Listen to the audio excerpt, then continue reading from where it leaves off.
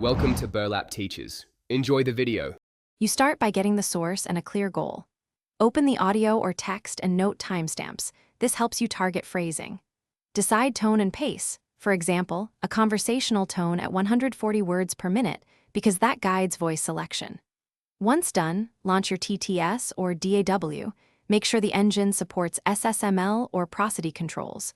You do this now so editing later focuses on expression, not format, and to avoid redoing work after voice changes.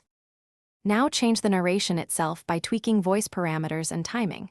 Pick a voice profile that matches your audience, and then use SSML or the DAW's envelope tools to alter pitch, rate, and emphasis so key phrases land. Once adjusted, align sentences to timestamps and trim or add 0, 2-0. 5-second pauses for natural breathing.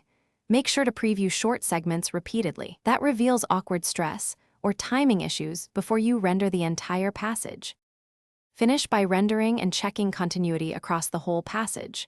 Export at the proper format and bitrate, then listen end-to-end to confirm volume consistency and smooth transitions. If you hear unnatural phrasing or clipped words, isolate that segment and tweak SSML prosody or re-record just that line. This is faster than redoing everything. Finally, normalize volume and test on different speakers. If sync drifts, realign timestamps and re-export until narration reads.